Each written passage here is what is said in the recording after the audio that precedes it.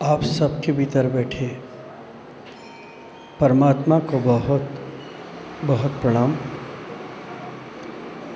आपके धर्म भाव को कोटि कोटि नमन। आपकी संत आस्था को कोटि कोटि प्रणाम। प्रिय आत्मन, मेरा प्रेम स्वीकार करें।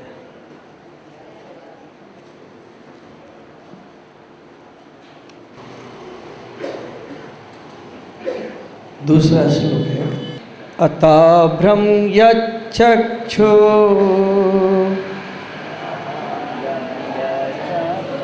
कमलयुगलं स्पन्दरहितं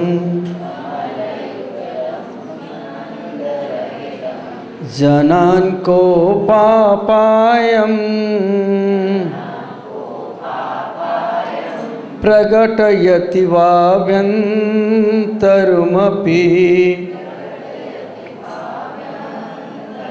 स्फुटिं मूर्तिर्यस्य प्रशमितमयी वाति विमला महावीर स्वामी नयन पथगामी भवतु मे। महावीर स्वामी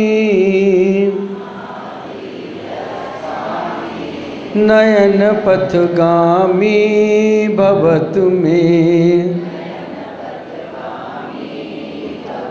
नयन पथगामी भवतु मे।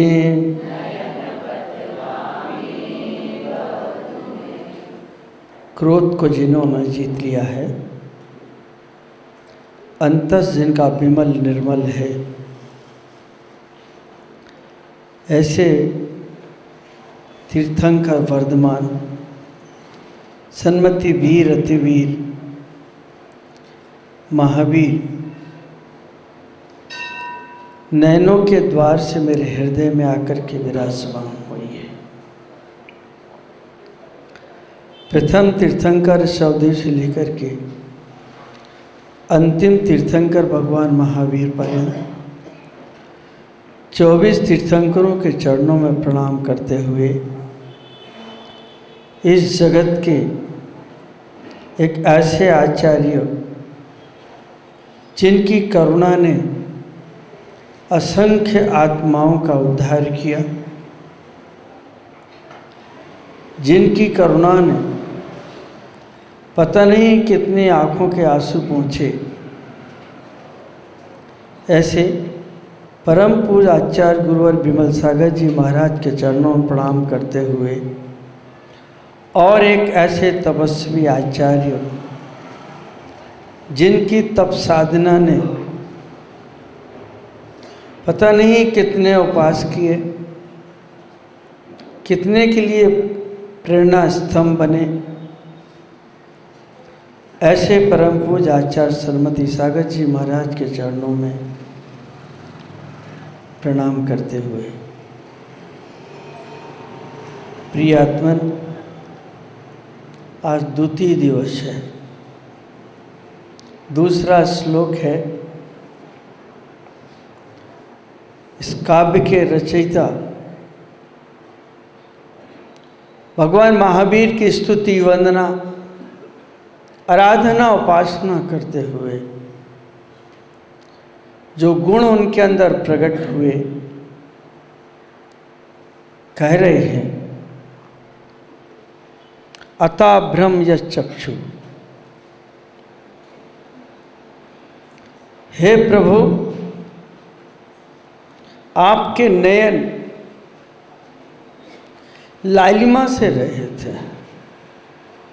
लालिमा माने क्रोध, आवेश, गुस्सा। आपके नयनों में विकार नहीं है। क्रोध से आंखें विकृत हो जाती हैं, चेहरा बिगड़ जाता है। स्वभाव भी बदल जाता है। प्रभु आप ऐसे ईश्वर हैं, ऐसे परमात्मा हैं, ऐसे तारणहार है, जगोद्धारक है कि आपके नयन क्रोध से रहित हैं, स्पंद रहितम, स्पंद से भी रहित है। आंखों में क्रोध नहीं है, पलकों में स्पंद नहीं है। स्पंद का अर्थ है कि आपके दिल दिमाग में, नयनों में चिंता नहीं है, परेशानी नहीं है, क्योंकि आपने उस जड़ को ही निकाल दिया। क्रोध उत्पन्न होता है चारित्र मोहिनी कर्म के कारण से, चिंता उत्पन्न होती है दुर्बुद्धि के कारण से, परेशानियां आती हैं पाप के उदय में। यह चक्षु कमल युगलम, आपके नयन कमल के समान है। तीसरा विशेषण चल रहा है, कमल के समान है। कमल की पाखड़ी बहुत मुलायम होती है स्वामी, आपके नयन तो कमल की पाखड़ी से भी ज्यादा सुंदर, मृदु, कोमल है। जनान, जनता को, प्राणियों को, अभ्यंतरम, अंतस में, भीतरी, कोपापायम, को क्रोध का अभाव होने के कारण से, अंतस से क्रोध निकल जाने के कारण से जगत के प्राणियों के लिए प्रसन्नता प्रकट करते हैं, आनंद प्रकट करते हैं। यश माने आपकी मुखाकृति, कमल आनंद नयन,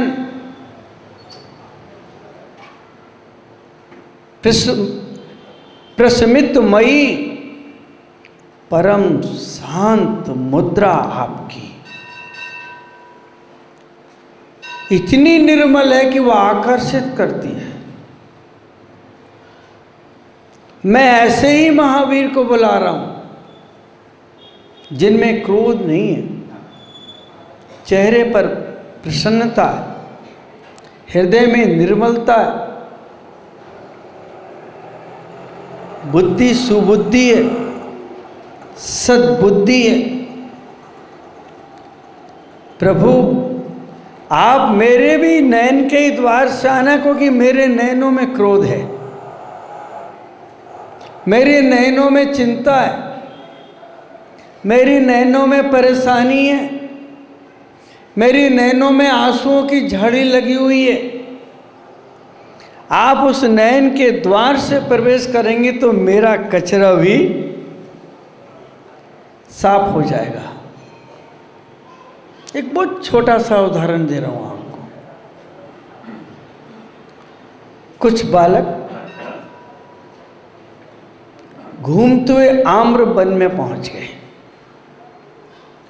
देखा कि माली नहीं, पेड़ पे भी चढ़े, तोड़ने लगे। एहसास हुआ कि माली आ रहा है। बच्चे कूदे और एकदम से बाहर भाग गए। एक बच्चा रह गया, सबसे छोटा था। माली ने उसे पकड़ लिया, आवेश में आ गया, एक चाटा मारा उसे।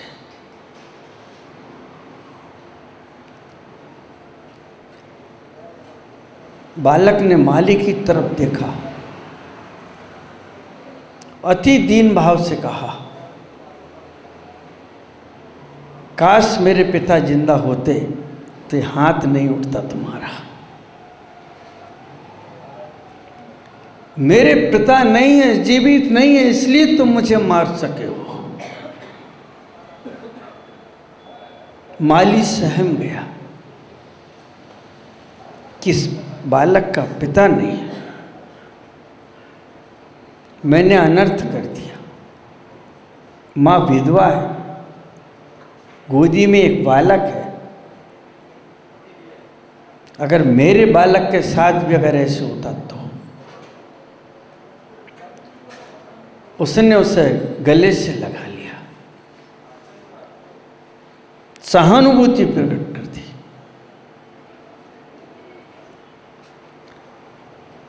घटना खत्म नहीं हुई, अब शुरू कर रहा हूं।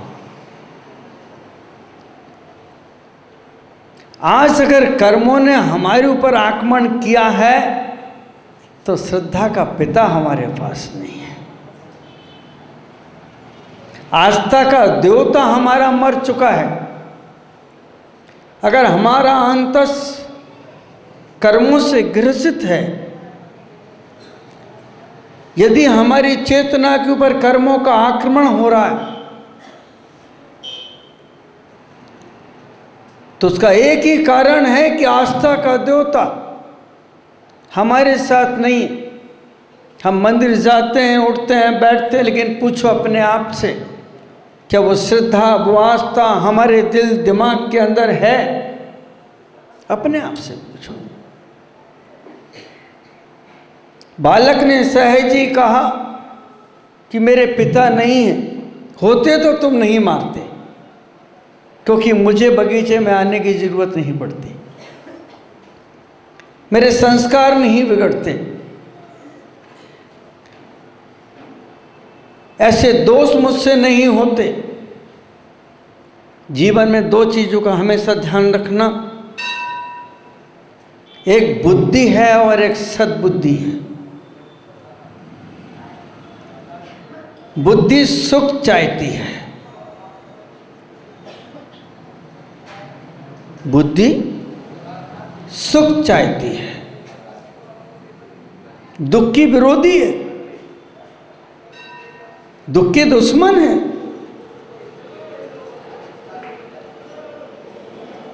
जरा भी उसे परेशानी महसूस होती है तो तड़प उठती है, सहन नहीं होता,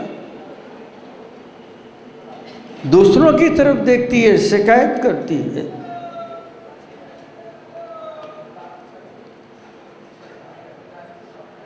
और सद्बुद्धि सुख की विरोधी नहीं है, दुश्मन भी नहीं है, लेकिन वह आत्मिक सुख की पक्षपाती है।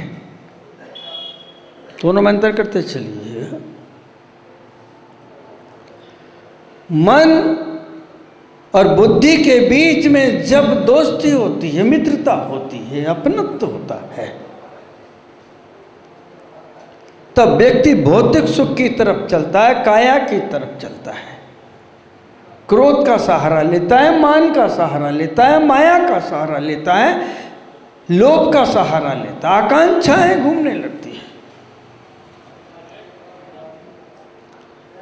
जहां सद्बुद्धि का सूरज उगता है,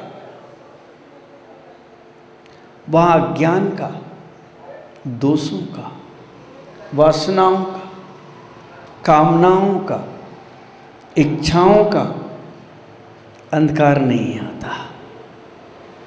इसलिए जिनागम सिर्फ विवेक के ऊपर आश्रित है,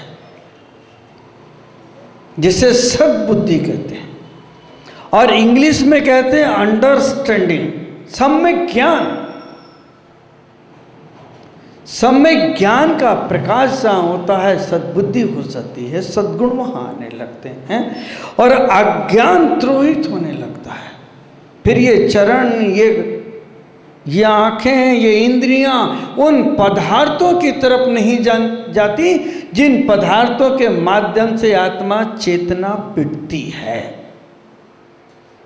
गति से गतांतक तक जाती है। विग्रह गतो कर्म योगा, विग्रह गति में जो कर्म के योग ले जा रहे हैं वो नहीं आते सद्बुद्धि के सद्भाव में।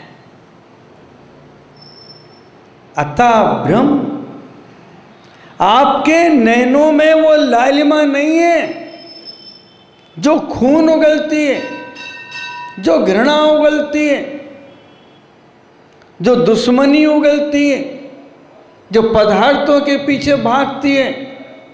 इसे मैं एक उदाहरण से समझाता हूं, फिर बाद में बोलता हूं आपसे।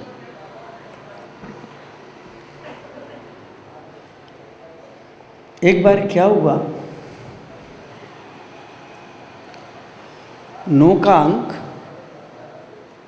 अंक जानते हैं ना, 9 का अंक,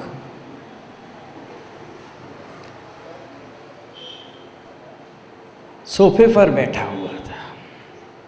मेरे उदाहरण ऐसे ही रहते हैं, इस खोपड़ी से पैदा होते हैं।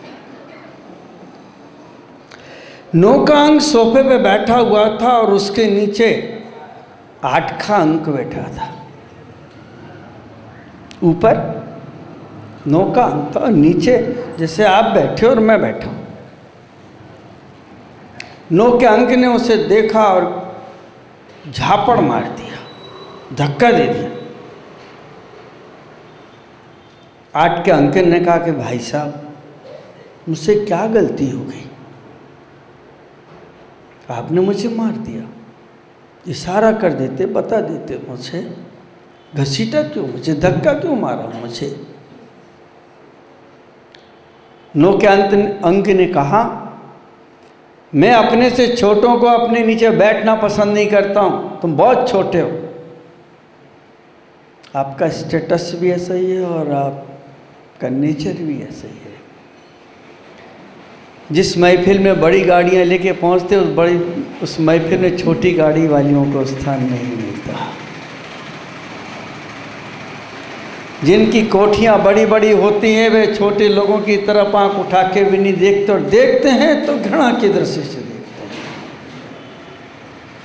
जिनके घरों में दारिद्र्य का डेरा पड़ा हुआ है,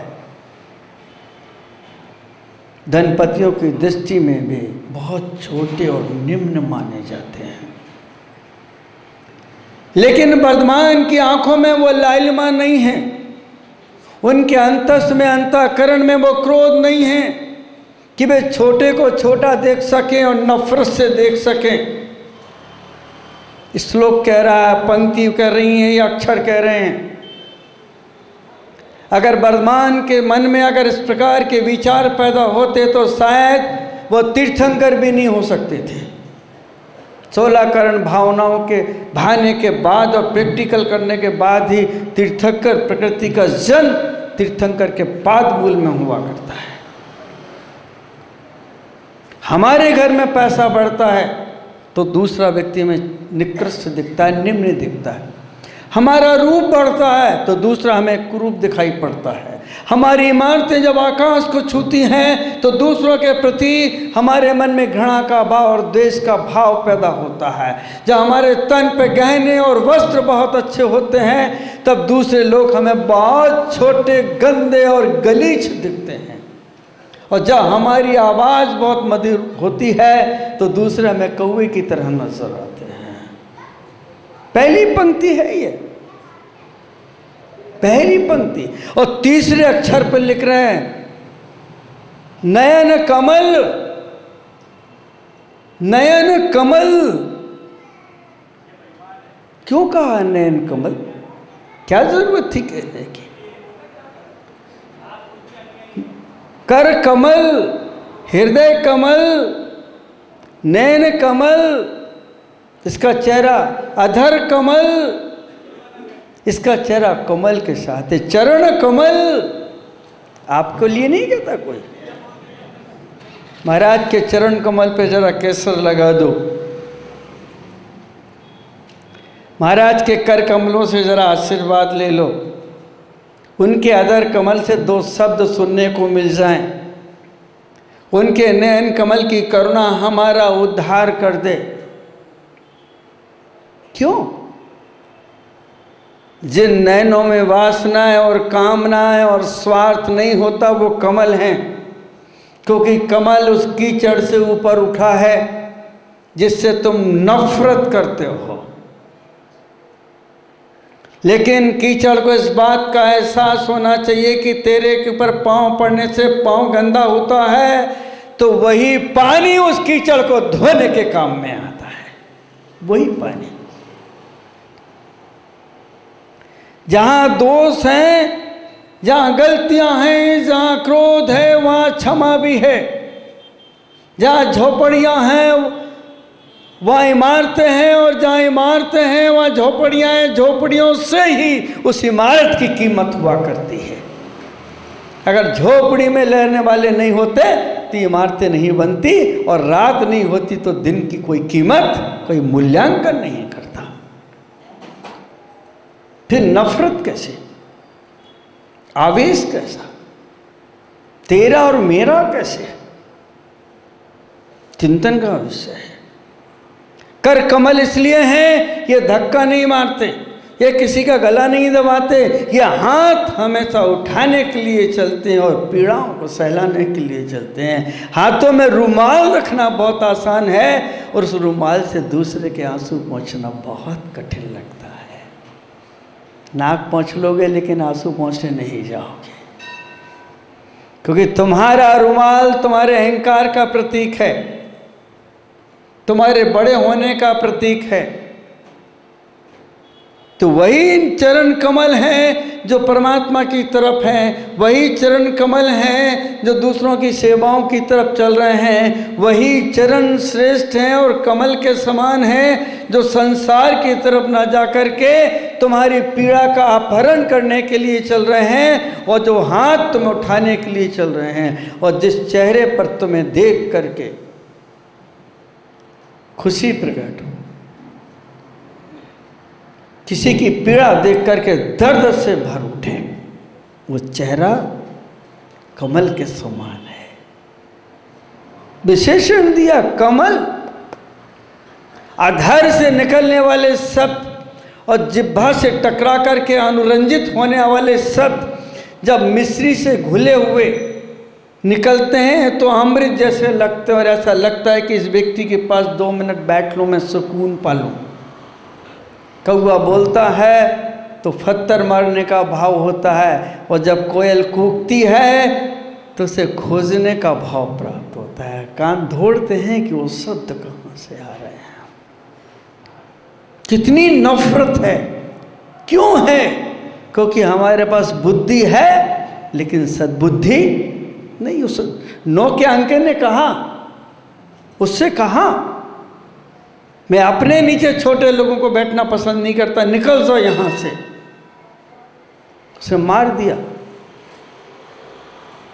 8 के अंक ने 7 के अंक को एक झापड़ मार दी, बोले हट यहां से। अरे 9 ने 8 को मारा, 8 ने 7 को मारा, और 7 ने 6 को मारा, और 6 ने 5 को मारा, और 5 ने 4 को मारा, और 4 ने 3 को मारा, और 3 ने, और 2 ने, और 1 ने। आ गए?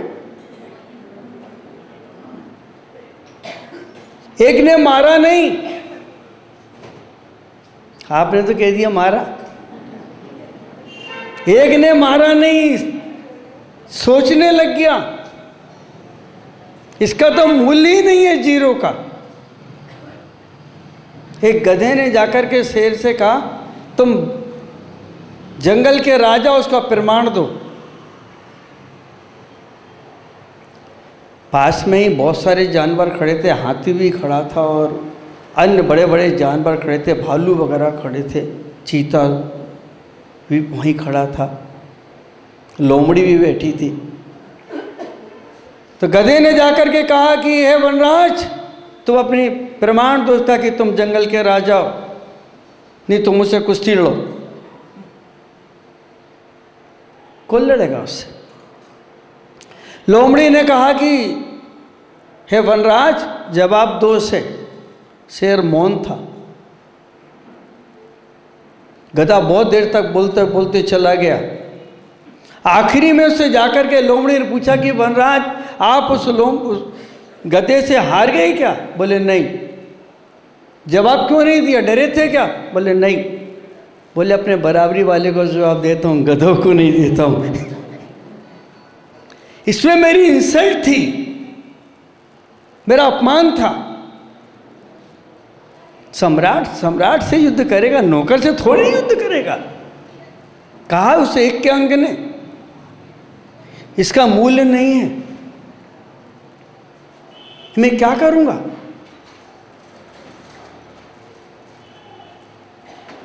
और वो अंतिम अंक वहां से उठा और एक के साथ दोस्ती कर ली, उसने अपने बगल में खड़ा कर लिया पीछे। क्या हुआ इससे?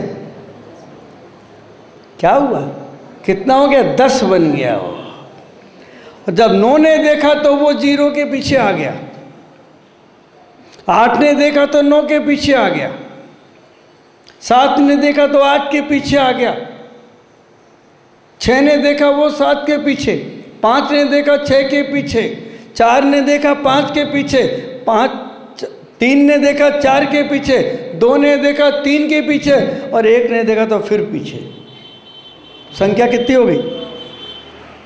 अगर तीर्थंकर के अंदर अनंत अनंत गुण पैदा होते हैं, जब वो अकेले को समझते हैं और 0 को साथ में लेके चलते हैं, छोटों को उठा लेते हैं, क्षमा साथ में चलती है, अनंत अनंत अनंत अनंत अनंत अनंत गुण पैदा हो जाते हैं।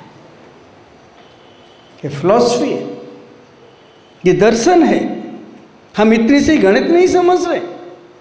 हमारी जिंदगी कहाँ भटकी है? संख्या में, अंकों में। मेरी 10 गाड़ियां हैं, यही बोलते हैं ना, अंकों में भटक रहे हैं ये। मेरे पास 25 साड़ियां हैं, काय में भटक रहे हैं? मेरे पास 25 अंगूठियां हैं, रख ले, चबा ले उसको, पेट में रख।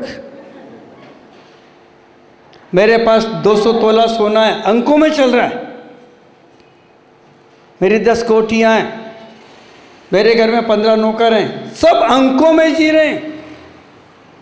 और जब तक ये अंक तुम्हारे साथ चलेंगे, तुम्हारा क्रोध जीवित रहेगा और संवेदनाएं तुम्हारी हमेशा हमेशा को समाप्त हो जाएंगी।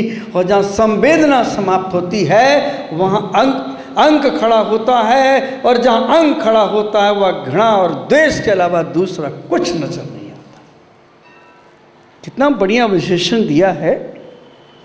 अतः ब्रह्म चक्षु, तीसरा शब्द, कमल युगलम स्पंद रहितम।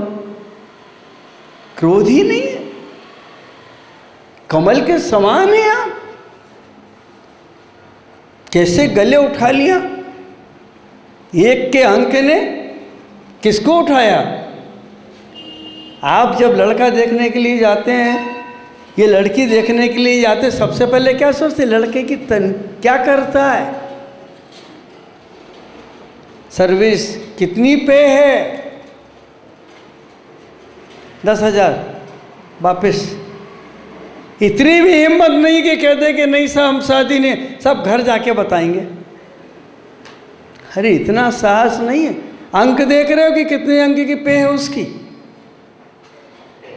अच्छा लड़का था, सद्गुणी था, चारित्रवान था, लेकिन पसंद नहीं आया।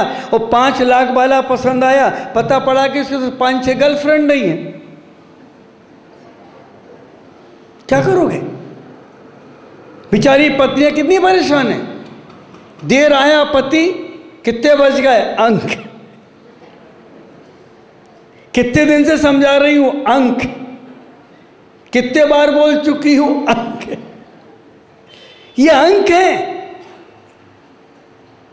हमारे अंदर विकार पैदा कर रहे हैं, हमारी संवेदना को लूट रहे हैं, हमारे सद्गुणों पर आक्रमण कर रहे हैं। उस बालक ने कहा कि मेरे पिता नहीं होते तो मेरा हाथ नहीं पकड़ते, अगर मेरे पास मेरा विवेक मेरी श्रद्धा होती तो ये कर्म मेरा हाथ नहीं पकड़ते। आज हम एक दूसरे के विरोध में चलते हैं तो सिर्फ अंकों के कारण से। हम आज एक दूसरे के विरोध में बोलते हैं तो छोटे और बड़े के कारण से। हम अपनी मर्यादा, अपना स्वभाव भूल चुके। पानी हाइड्रोजन और ऑक्सीजन का जोड़ है। हाइड्रोजन और ऑक्सीजन, हाइड्रोजन के 2 परमाणु, ऑक्सीजन का 1 परमाणु। राग और द्वेष हाइड्रोजन है, आत्मा ऑक्सीजन है। अब सोचिए, आप पतीली में पानी पड़ा है, गर्म होने को रखा है, जैसे उसमें से आवाज आती है, रखने के बाद थोड़ी देर सुन सुन सुन सुन, तो पूछ लिया उससे,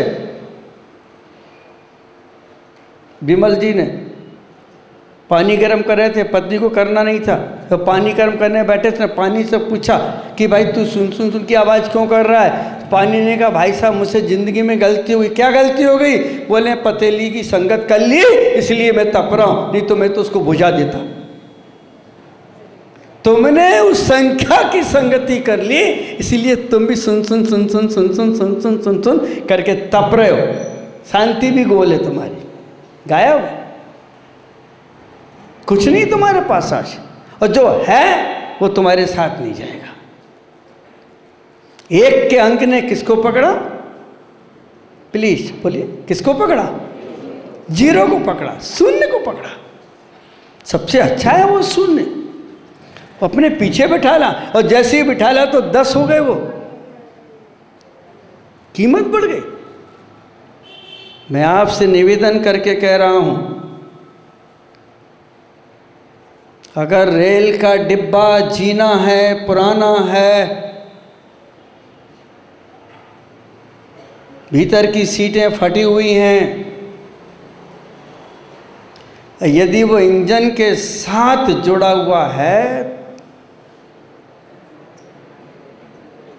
तो मंजिल पर पहुंच जाएगा।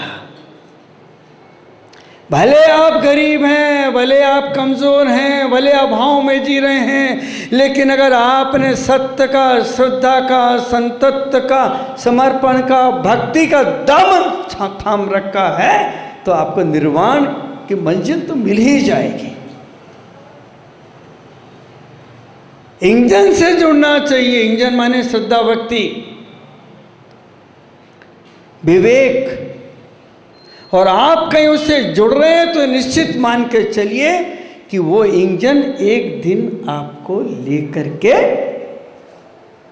जाएगा ही, पक्का है। वो श्रद्धा कहाँ है? वो विवेक कहाँ है? वो मुस्कुराहट कहाँ है? वो आंखों की करुणा कहाँ है? हमारी आंखों में से करुणा क्यों नहीं निकलती? हमारी आंखों से प्रेम क्यों नहीं बरसता? पूछो। घृणा तोड़ती है और प्रेम जोड़ता है। कैंची काटती है और सुई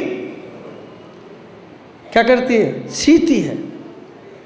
इमली दूध को फाड़ती है और जामन दूध को। इतने से सूत्र समझ में नहीं आते।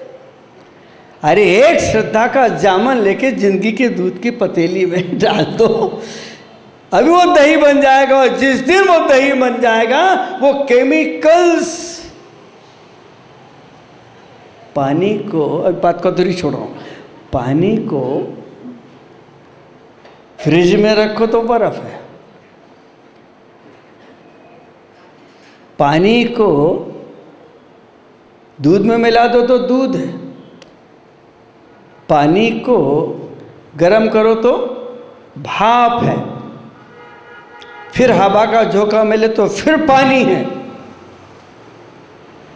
और दूध को जामन डाल दो तो क्या है? दही है। दही में मखानी डाल दो तो मक्खन है। मक्खन को तपने रख दो तो फिर वो घी क्या लौट के आएगा? बना सकोगे? पानी तो फिर लौट के आएगा। तो निगोज से निर्माण की यात्रा करनी है तो अपने जीवन के दूध में जरा श्रद्धा का जामन डाल दो, ताकि महावीर स्वामी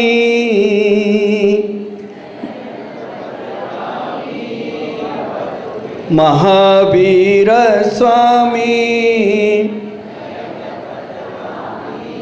भवतु में। अब यहाँ सोचते चलना कि मन तोड़ता है, बुद्धि भ्रमित करती है, वासनाएं दौड़ाती हैं, स्वार्थ दुश्मन बनाता है, अहंकार तेरा और मेरा कह के जीवन के अंदर सद्गुणों की होली जलाता है।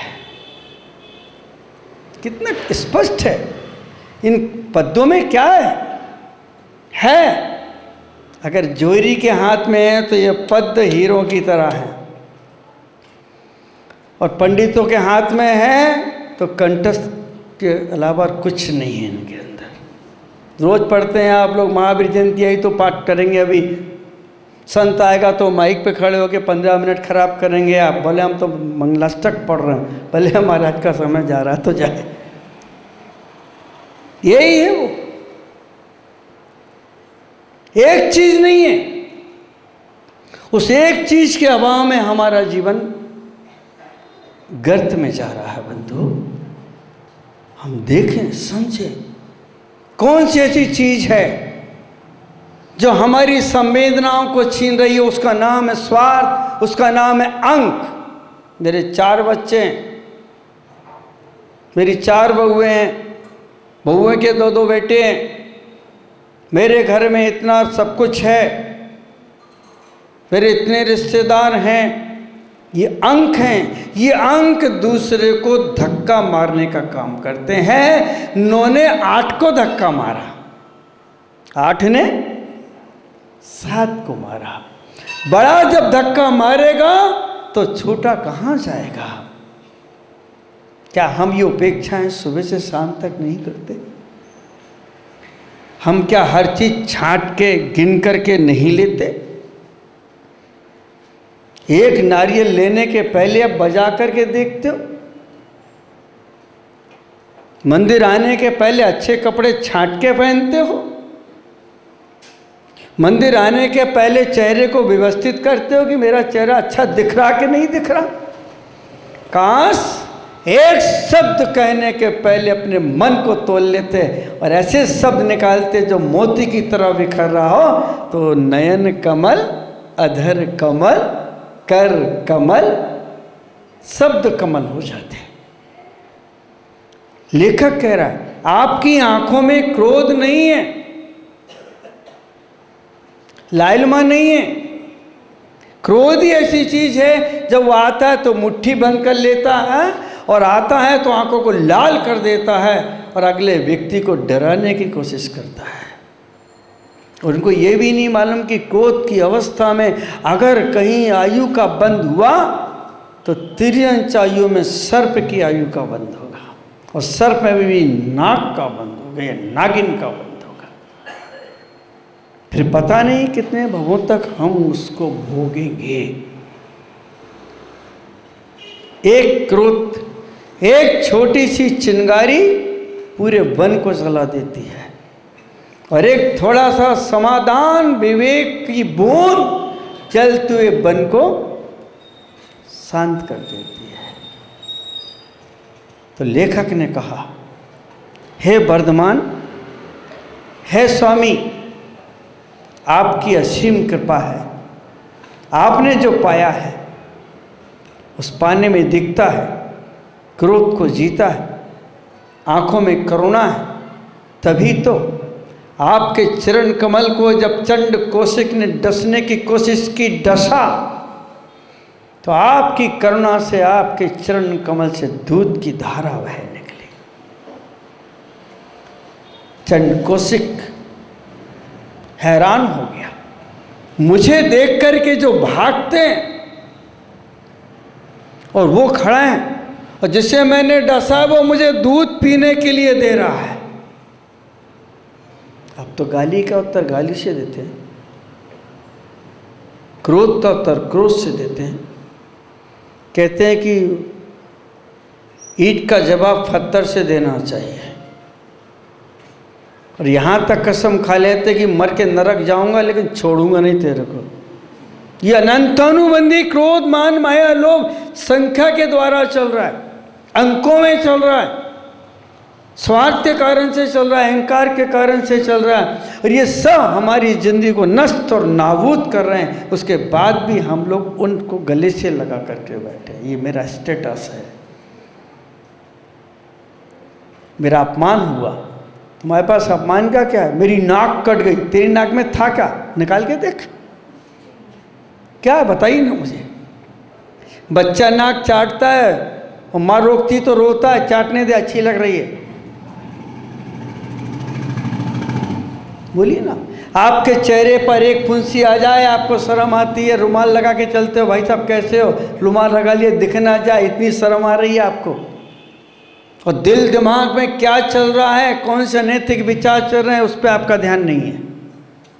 Please observation, please join your break relations. अपने उन संबंधों को जोड़ लो एक बार जो तुम स्वयं से टूटे हो। उन संबंधों को याद करो कि कभी तुम समोसरण में गए होगे या महावीर के महल के पास रहे होगे। जोड़ो। किसी व्यक्ति ने मुझसे एक प्रश्न पूछा और कहा कि भगवान का अतिशय देवता लोग प्रकट क्यों करते हैं? मेरे पास ऐसे ही प्रश्न आते हैं।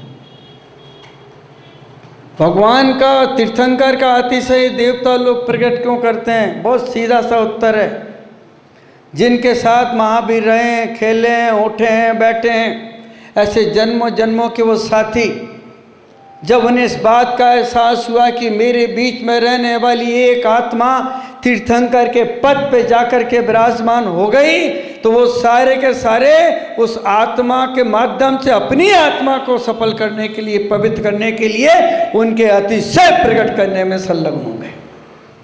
बुलाने की जरूरत नहीं पड़ी। लोग कहते हैं कि देवता आ रहे हैं, वो आ रहे हैं, ये आ रहे हैं। अरे वही देवता पहुंच रहे हैं जो देवताओं के साथ वो रहे और महावीर को नहीं पहचान सके कि ये तीर्थंकर बनने वाला है। तब एहसास होता तो इतनी भव्य आत्मा का ऋण कैसे उतारे, तो जाकर के भगवान का अतिशय प्रकट करते हैं। क्योंकि कमल नयन है, चरण कमल है, क्रोध नहीं है। स्वर्गों में रहे तो किसी को अपना नहीं समझा, संस्कार चल रहे थे। महलों में रहे तो महल को अपना नहीं समझा। शादी की चर्चा उठी तो हाँ नहीं भरा। गुरु पढ़ाने आया तो उसे परेशान कर दिया। महावीर की जीवनी है ये। गुरु ने प्रणाम किया और मां से जाकर के कह दिया, तसला मां से, कि तुम्हारा बच्चा तीर्थंकर है, मुझे इनसे सीखना है, लेकिन मैं इन्हें, वही बात अटक गई। कहा उसने, बोलो एक। वर्धमान ने कहा कि एक नहीं, तो का अर्थ बताइए पहले। एक का अर्थ होते नहीं है, दो के हो सकते हैं। मैं आपसे कहूं कि सीधे खंबे के ऊपर कुछ बोलो, क्या बोलोगे? बोलोगे बिल्कुल सीधा है, इस पर बल्ब भी नहीं लटक सकता है, बस। और टेढ़े के ऊपर बोलने को बोलूं तो निबंध लिख दोगे आप। जो आया था महल में, उसने प्रणाम किया और जाकर के सिद्धार्थ और तुलस से कहा कि अवधि ज्ञानी हैं और ये तीर्थंकर होने वाले हैं, हम इनसे सीखेंगे, हम उनसे कमाएंगे। लेकिन अहंकार से नहीं बोला महावीर ने, कहा हमें दो का अर्थ बताओ। और मैं आपसे पूछा हूं, दो का अर्थ बोलो। संसार, दो का अर्थ बोलो। राग और देश, दो का अर्थ बोलो। पति और पत्नी, दो का अर्थ बोलो। निगोद और निर्माण, दो का अर्थ बोलो। तेरा और एक का बोलो। खत्म, है ही नहीं, अर्थ ही नहीं निकल रहा उसका। इसलिए एक के अंक ने कहा, इसका मूल्य नहीं। अपने पास बिठा लो इसको। और जैसे बिठाला तो 10 हो गए। 9 बहुत होशियार था।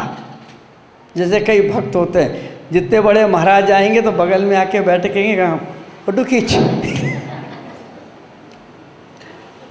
क्योंकि आपकी भक्ति तो जितने बड़े महाराज उतनी बड़ी हो जाती है, रबड़ की तरह होती है, और महाराज जाते तो फिर प्लास्टिक की रबड़ अपने स्थान पर आ जाती है। 9 का अंक आया, 9 को देख करके 8 का भी आ गया, और 8 का अंक जैसे ही पहुंचा तो 7 का पहुंच गया। 7 के पहुंचते पहुंचते वो संख्या अरबों करोड़ों हजार लाखों हजारों की गिनती में निकल गई है। आप करके देखना कितना हो गया।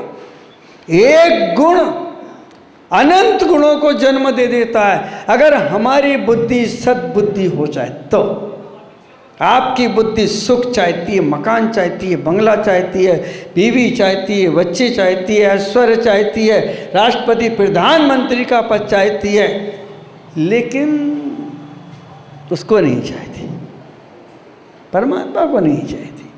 और वो एक आ जाए सिद्धात्मक तो सारा संसार उसके चरणों में झुकता है।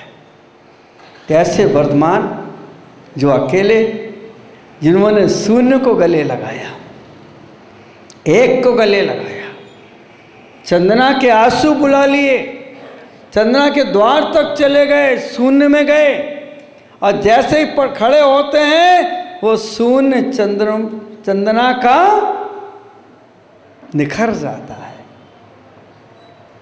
ये वर्धमान की जिंदगी है। ऐसे वर्धमान का हम आज जन्म जयंती मनाएंगे। आज माने इस जो समय चल रहा है, धोनी के ऊपर बोल रहा हूँ, हम समझने की कोशिश करें कि जब अक्षरों के बीच में कोई प्रतीक आते हैं, कोई रहस्य आते हैं, उन्हें उद्घाटित करें। वर्धमान हमारे कंठ का विषय नहीं बने, हमारे मान का विषय नहीं बने। महावीर जयंती हमारी कंपटीशन प्रतिस्पर्धा का विषय नहीं बने। मैं आपसे एक बात पूछ लेता हूँ,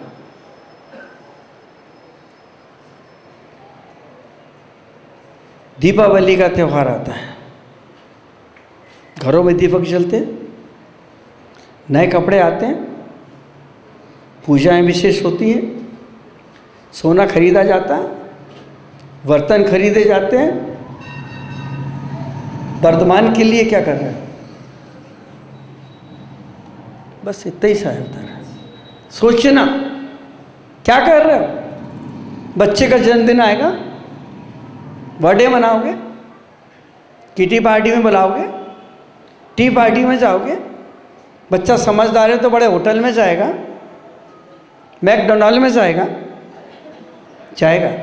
पिज़्ज़ा हट में जाएगा, और बड़ा होगा तो 5 स्टार में जाएगा। बच्चे के जन्मदिन के लिए इतने आगे हो। और तीर्थंकर का रघुपति राघव राजा राम, अब धर्म से हमको है क्या काम। मुझसे कल किसी ने पूछा, गुरुजी समाज के चुनाव हैं और हमने सुना है कि आप बिमल सोगानी जी को अपना समर्थन देंगे और अध्यक्ष बनाएंगे। मैंने कहा वो कि मंदिर मेरे नाम से लिख रहा है क्या? पूछा, मंदिर अब मेरे नाम से लिख रहा है क्या? बोले ये नहीं मालूम। मकान जायदाद लिख रहे क्या? बोले मालूम नहीं। हमने कहा वैसे प्रश्न क्यों लाते? मेरे लिए तो समाज बराबर है, मैं क्यों चाहूँ कि बिमल झांझरी बन जाए? मुझे लाए इसलिए नहीं, आपने पहुंचाया था, मैं आया इसलिए नहीं। मुझे क्या लेना इनके अध्यक्ष बनने से और नहीं बनने से और सेठ बनने से और नहीं बनने। मुझे कोई सोने की रोटी नहीं खाना है और सोने की दीवारों में नहीं रहना है। इतनी बड़ी पुष्परी बनाई है तो आज भी नीचे ही सोता हूँ, और जहाँ मैं अभी रुका हूँ वहाँ नीचे ही सोता हूँ ज़मीन में, कभी ऊपर तख्त पे नहीं सोता, बिल्कुल ज़मीन में। क्या सोच है आपकी? अंकों की, स्वार्थों की, पंथों की, अपनों की या दुश्मनों की? नयन कमल कैसे बनेंगे? रक्त रहित आंख कैसे बनेगी? जब तक वह स्वार्थ, वह अहंकार और ये अंक विद्यमान है, तब तक कुछ भी नहीं बनेगा। मैंने उनसे कहा कि अपनी भ्रांति तोड़ दो। पुष्पन सागर जी को राजनीति नहीं आती, ना अपना विज्ञापन करना आता है, बहुत परे। विमल झांझ जी और सब मेरे लिए सब बराबर हैं। मैं क्या महावीर जयंती हूँ भागा, तुम्हारा रुकने वाला नहीं हूँ। ये अपने मन की गलत धारणाओं को पकड़ो कि मेरे अंदर कौन सा ऐसे एलिमेंट है, ये ऐसी कौन सी दुर्बुद्धि है या दुर्मति है जो मुझे सत्य के पास नहीं जाने देती, मुझे नकारात्मक सोच के लिए मजबूर करती है और मेरी नींद और मेरी शांति भंग करती है। महावीर अष्टक लिखने वाले लेखक महोदय ने सिर्फ इतना ही कहा, हे प्रभु, मैं आपको अपने नयन कमल के अंदर से बुलाते हुए हृदय में विराजमान करता हूँ, आप आइए। शर्त लगाई, क्योंकि आंखें लाल नहीं, शर्त लगी क्योंकि आप चिंतातुर नहीं है, क्योंकि आपके नयन कमल हैं, और कमल वही हो सकता है जो कीचड़ से ऊपर उठाओ। आप संसार की और कर्मों की कीचड़ से, मोह राग देश की कीचड़ से ऊपर उठ गए हैं, इसलिए आप मेरे अंदर आके वास करिएगा। ओम जय जय जय, पाप का हो क्षय क्षय क्षय, ओम जय जय जय, पुण्य का हो दया।